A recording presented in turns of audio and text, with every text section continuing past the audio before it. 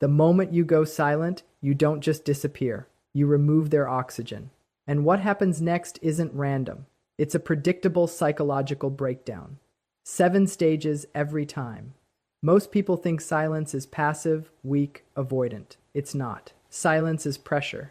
Because when you stop reacting, you force the other person to face something they've been running from their entire life: loss of control. And for a narcissist, control isn't a preference. It's survival. So when you go silent, you don't just end communication. You start a chain reaction. Stage 1 begins the exact moment your silence breaks their expectation of access. And what looks calm on the surface is actually a sharp psychological disruption underneath. A narcissist builds their interactions on patterns. When they say something, you respond. When they withdraw, you chase. When they provoke, you react. These patterns are not accidental. They are how they maintain a sense of control over people and situations. So when you suddenly stop responding, you don't just go quiet. You interrupt a system they rely on to feel stable. In this phase, their minds start scanning for answers. They replay your last conversation, your tone, your words, even small details that didn't seem important at the time. But this isn't self-reflection in a healthy sense. It's analysis driven by control, not understanding. They are not asking, "Did I hurt you?" but rather, "Why is this person no longer behaving the way I expect?" And more importantly, "How do I regain influence here?" What makes this stage powerful is uncertainty. Narcissists are highly uncomfortable in situations they cannot predict. Your silence creates a gap where their usual assumptions stop working. They don't know if you're upset, if you've moved on, or if you're ignoring them intentionally. And that lack of clarity creates internal tension. The longer the silence continues, the more that tension builds because they are used to quick emotional feedback, not absence. At this point, they haven't yet shifted into anger or reaction. Instead, they are mentally circling the situation, trying to piece it together without showing vulnerability. They may appear unaffected externally, even distracted or normal. But internally, there is a growing need to resolve the disruption.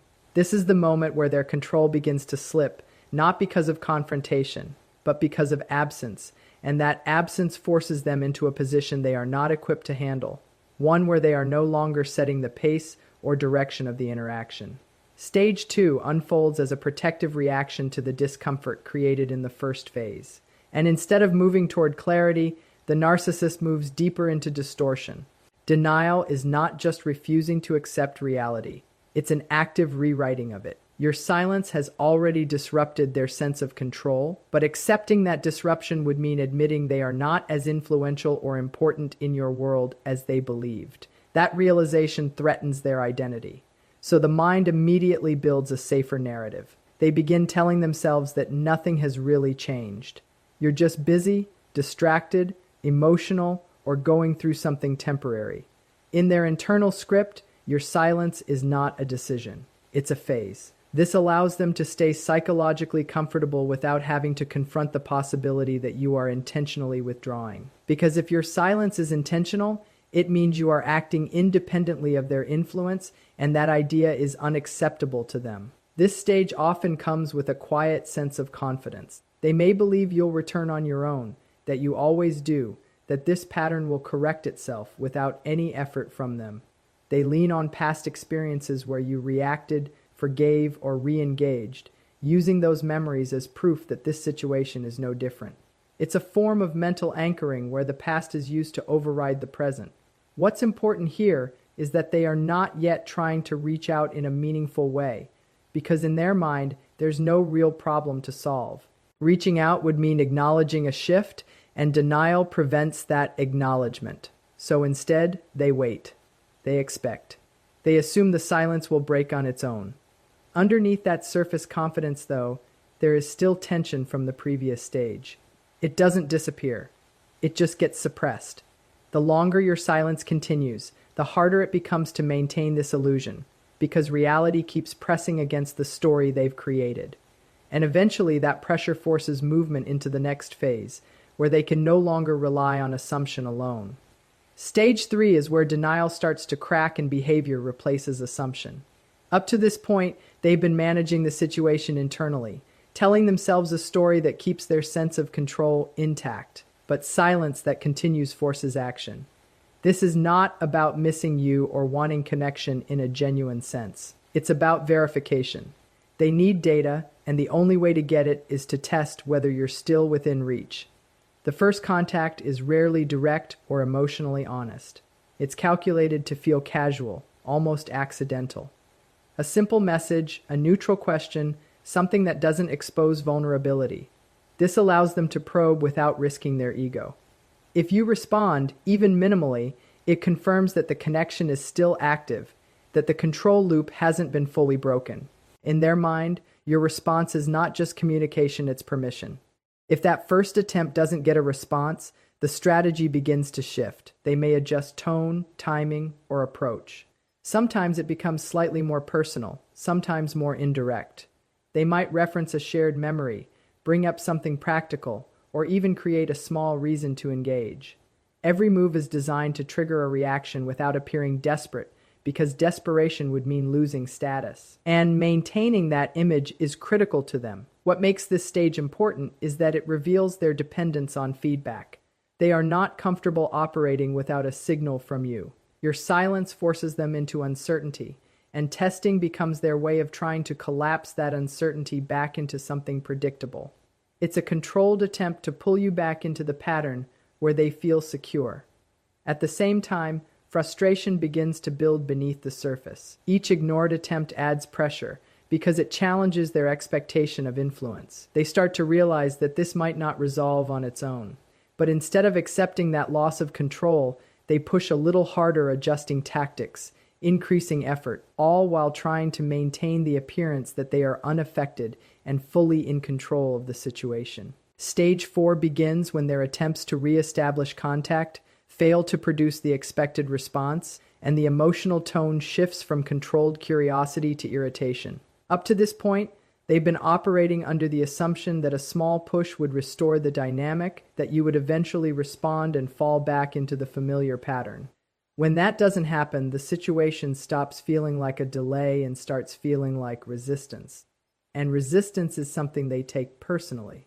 This irritation is not always loud or obvious at first. It often shows up as subtle changes in communication. The messages may carry a sharper edge, a hint of sarcasm, or a passive-aggressive undertone. What was once neutral becomes slightly provocative. This is intentional. They are trying to trigger an emotional reaction because emotion is easier to control than silence. Even a negative response gives them something to work with, something they can redirect, manipulate, or escalate. Internally, the frustration is growing because your silence is no longer just confusing. It's challenging their self-image. They see themselves as someone who can influence outcomes, someone who can pull people back in with the right words or timing. When those efforts fail, it creates a disconnect between how they see themselves and what is actually happening. Instead of adjusting that self-image, they externalize the problem. In their mind, the issue is not their lack of control, it's your behavior. They may begin to label your silence as disrespectful, immature, or unnecessary. This reframing allows them to justify the irritation they're feeling without confronting the deeper insecurity underneath it. By assigning fault to you, they protect their ego from the idea that they are losing influence. At the same time, their behavior becomes slightly more persistent. The gaps between messages may shorten, or the tone may become more pointed. Each attempt carries more emotional weight because the urgency is increasing. Even if they try to mask it, the situation is no longer something they expect to resolve quietly, and that growing pressure pushes them toward more intense strategies as they try to break through the barrier your silence has created.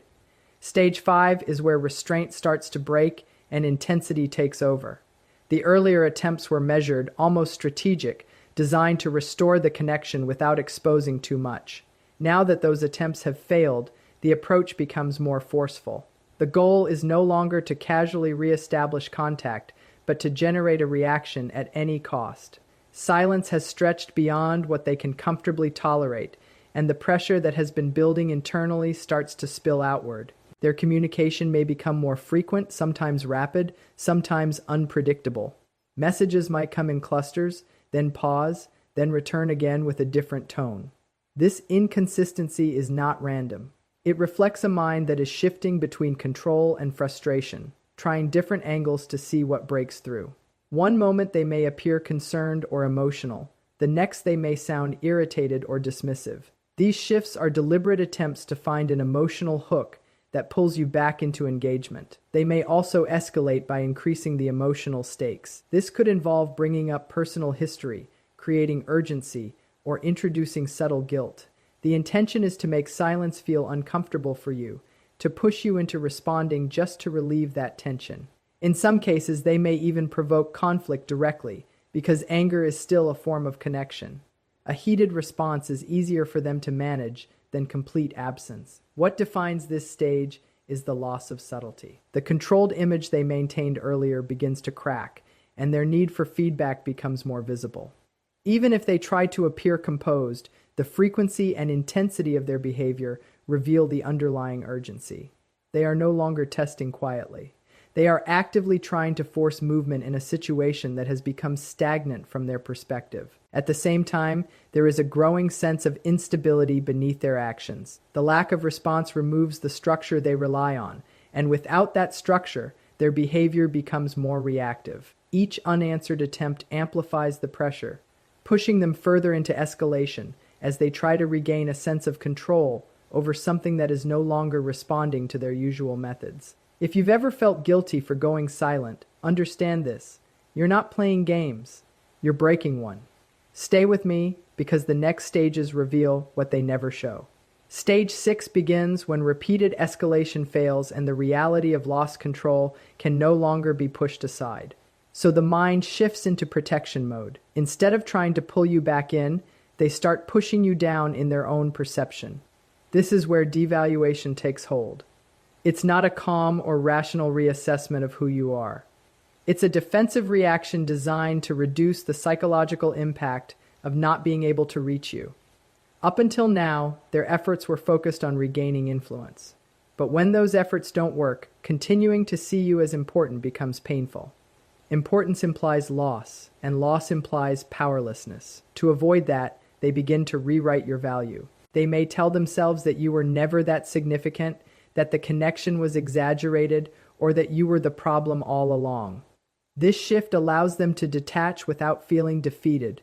This devaluation often shows up in subtle or indirect ways. If communication still exists, the tone may become dismissive, cold, or even critical. They might downplay shared experiences or act as if your absence has no effect on them. In some cases, they may speak about you to others in a minimizing or negative way, not necessarily because they believe it fully, but because repeating it reinforces the narrative they need to maintain. What makes this stage important is that it reveals a deeper layer of insecurity. Genuine indifference doesn't require explanation, but devaluation is full of explanations. The more they try to convince themselves that you don't matter, the more it indicates that your silence has had a significant impact. It's a psychological trade-off where they sacrifice the positive image of you to preserve their own sense of stability. At the same time, there is still unresolved tension underneath this shift. Devaluation doesn't fully remove the need for control. It just masks the discomfort of not having it. The absence of response continues to exist in the background, and while they may act as if they have moved on, the internal conflict between needing validation and denying its importance remains active, creating a fragile sense of closure. Stage 7 is the point where all external strategies have failed and there is nothing left to control, influence, or provoke. So the process turns inward. This is not a dramatic breakdown, in most cases not something visible or obvious to others, but a quiet internal collapse of the structure they were using to hold themselves together. Your silence has removed the feedback they depend on, and without that feedback, they are left alone with their own unfiltered thoughts. What makes this stage different is the absence of distraction. Earlier, they could focus on messaging you, analyzing you, reacting to you. Now there is no response to work with, no signal to interpret, no movement to chase. That emptiness creates space, and that space forces awareness. The identity they project relies heavily on external validation, on being seen, responded to, and emotionally engaged with. When that disappears, even temporarily, it exposes how much of their stability was built on other people rather than within themselves. Internally, this can feel like a loss of grounding. They may cycle through thoughts trying to make sense of what happened, but without a clear answer, those thoughts don't resolve. Instead, they loop. Questions about control, importance, and relevance begin to surface, even if they are not consciously acknowledged. This is where discomfort deepens, because there is no longer a simple way to redirect it outward. At the same time, they may try to quickly replace the missing validation by shifting attention elsewhere, seeking new interactions or distractions to fill the gap. But replacement doesn't fully solve the disruption your silence created. The contrast remains. The fact that they could not regain control in this situation lingers in the background, creating a subtle fracture in their self-perception. This stage is not about growth or realization in a healthy sense. It is about exposure. Your silence removes the external structure they rely on. And in that absence, they are confronted with a version of themselves that is not reinforced, not validated, and not in control, which is the one position they are least equipped to tolerate. There isn't a true 8th stage in the original sequence, because what follows isn't a new phase of collapse. It's what comes after the collapse has already happened. At this point, the internal pressure created by your silence has reached a level that can't be sustained without some form of adjustment. The system they rely on has already broken down. So now the focus shifts to restoring balance, not by resolving what happened with you, but by rebuilding their sense of control somewhere else. This often shows up as a rapid redirection of attention. They may seek out new people, new conversations, or new environments where they can quickly reestablish the feedback loop they lost. The goal is not connection in a meaningful sense. It's stabilization. They need responses, reactions, and engagement to reconstruct the identity that was disrupted. This can happen quickly because it's driven by urgency, not depth. The faster they can secure new attention, the faster they can reduce the discomfort created by your absence. At the same time, they begin to solidify a narrative about you that supports this shift. You may be framed as difficult, distant, or not worth the effort. This narrative isn't just for others, it's for themselves. It helps close the loop in their mind without requiring them to confront the loss of control they experienced. By redefining the situation, they create a version of events where they are not the one who was affected. What makes this phase distinct is that it looks like recovery from the outside. They may appear normal again, engaged, even confident, but that stability is dependent on replacement, not resolution. The underlying pattern hasn't changed. It has simply been redirected. The silence you maintained forced a disruption, but instead of integrating that disruption, they move around it. In some cases, if the new sources of validation don't fully satisfy the need, or if something reminds them of the unresolved situation, there can be brief returns of thought or curiosity about you. But these are usually suppressed quickly, because revisiting that space risks reopening the same loss of control they worked to escape. What you just heard isn't a story about them losing you. It's a breakdown of what happens when we lose control over you. Every stage from confusion to collapse follows one core truth. Your silence removes the one thing they depend on most: predictable access to your mind and your emotions. And once that access is gone, everything they built around it starts to shake. But here's the part most people miss. This process is not about hurting them, winning against them, or proving a point. It's about reclaiming something that was slowly being taken from you: your focus, your emotional stability, your sense of direction.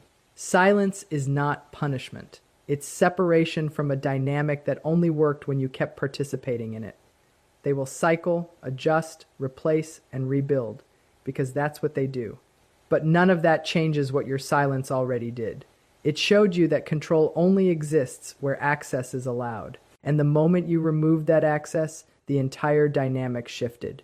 So the real question is no longer what happens to them after your silence. The real question is what happens to you when you finally stop explaining yourself, stop reacting, and stop being available to what was draining you. Because that's where the real shift begins. Not in their collapse, but in your clarity, your boundaries, and your decision to never return to a version of yourself that needed their validation to feel complete.